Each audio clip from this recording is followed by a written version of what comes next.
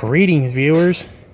Welcome to another fun-filled, educational, informative, and overall awesome repair video today, courtesy of me, the one and only Adventure Link. That's me. Why?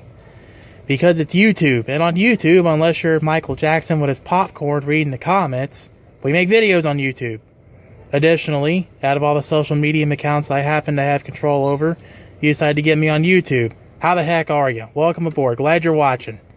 So for today's video, on this 2006 Dodge Minivan with the 3.8 liter V6 engine, we are going to tackle the EGR valve here, because I was throwing a few codes, P0404, P0403, and P0406, so let's get on with it. Okay, so a little bit of background about the EGR valve. First off, like I said, this is your EGR valve on this 3.8 liter V6 engine. This could be on all Chrysler 3.8 V6s. I'm not for sure, but for sure it is on this minivan and on the 3.3 liter V6. Forgot to mention that, so my apologies. Anyways, it helps route exhaust gases, some exhaust gases, but not all, from the exhaust manifold in here, and then it gets back into the intake manifold to cool it down. This also helps in preventing your engine from overheating. And because it's routing exhaust gases, it'll get all carboned up and gunked up over the years, and throw some codes. And keep in mind that you should clean your EGR valve, at least every couple years or whatever, for preventative maintenance. Now, of course, if you can't clean the valve, or if you can't clean the valve and it doesn't solve your problem, then you'll probably need a new one. So the first thing you want to do is remove this electrical connector right here. It's pretty simple. You push it down and fight with it, and off she comes. Next thing you want to do is remove these two 8mm screws, or bolts rather, from this pipe that goes from the EGR valve to the intake manifold. And you want to use your 1/4" drive ratchet with a shorty extension, because this does get pretty tight. Then of course you keep going until you have it loose enough. Then from there you should be able to unscrew it by hand. Of course, if it gets stuck, then you have to put the wrench back on.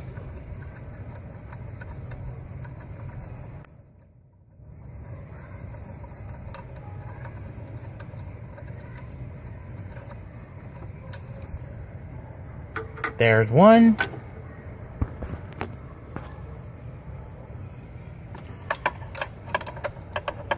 And the same deal for the other bolt. So with the two 8mm bolts out of the way, next thing you want to do is turn your fitting around a little bit so you can get to this gasket here. You want to try and remove that way you don't lose it later.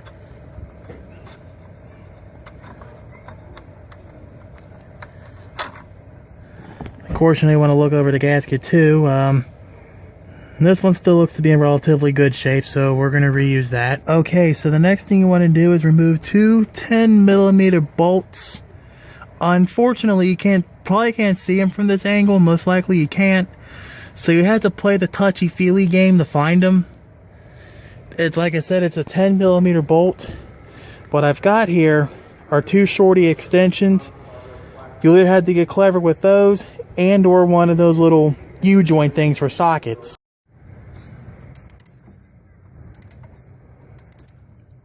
As you can see, I got my little my ratchet here on the shorty extension. Now I'm going to show you guys why you'll need the shorty extension for down here. There's my socket on the 10mm bolt. Now of course, you keep on going with this. Have at you with it. As you can see, this is why you need the shorty, or your two shorties, or your U-joint somewhere in that mix. It's because of the tight clearances. You're going to have to clear the alternator too. So you have to keep on going until it comes out. You'll be standing here for a little bit, so keep that in mind. So as you can see, we got the EGR valve out. Then of course you want to check the gasket. Gasket looks relatively neat, so we're going to reuse that one too. But ho ho, look at this. Yep, a lot of dirt packed into this one. A lot of dirt packed in there too, I can see, maybe. Yep. After 8 years and 83,000 something miles on this minivan, that is what an EGR valve looks like. For sure, this should be able to take out the PO404 and the PO406. 403 may be another story though, but we can try cleaning it anyway. It's, you know, $4 for a can of car cleaner at the parts store, so hey, it's worth a shot. When compared to a new EGR valve, you're talking $35 for a cheap Chinese unit, whereas $70 for something from the dealer. So yeah, spend your money, take your chances. So if you're here for the EGR replacement, you know, reversal removal is your installation from here, but I'm gonna go ahead and clean this thing. Okay, so we are over here on the bench. This time I got my preferred choice of Valvoline carbon throttle body cleaner. Now for this big gunk right here, should be able to loosen this up and then get it out from there. But you probably could use a pick on this, and it'll pick out slowly but surely. Of course, you know, your mileage may vary when it comes to your valve, so you know, you could just let this sit there for a moment and then try to slowly pick this out as you go.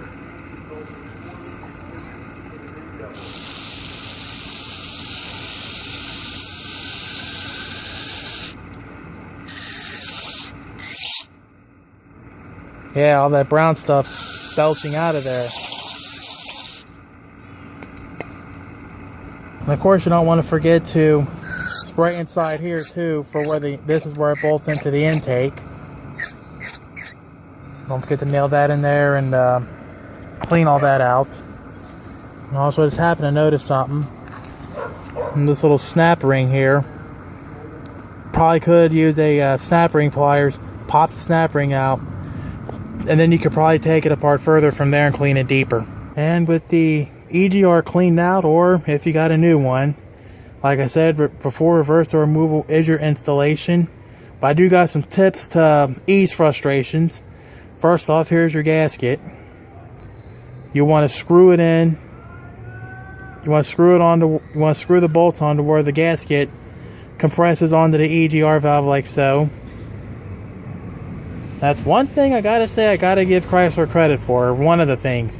They thought to put a screw-on gasket on here, that way it'll hold the bolts in when you put the EGR in. As a tip, you want to start the bolts in by hand, especially the 10mm ones, because of the tight place that it's in. So start those in by hand, should be good to go. Of course, to make things a little easier, you could remove this pipe that goes from the EGR valve to the intake manifold.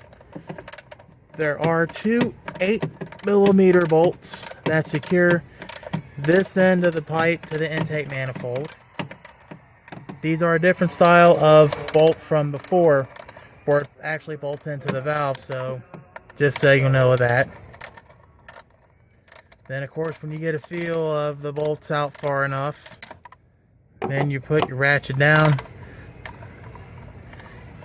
Then you should be able to turn it by hand just like so.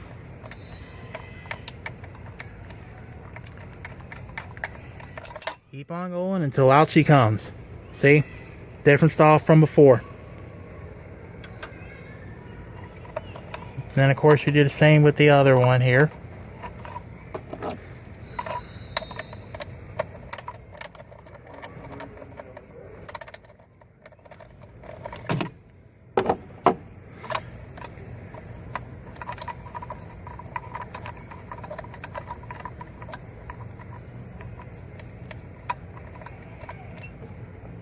Out she comes too.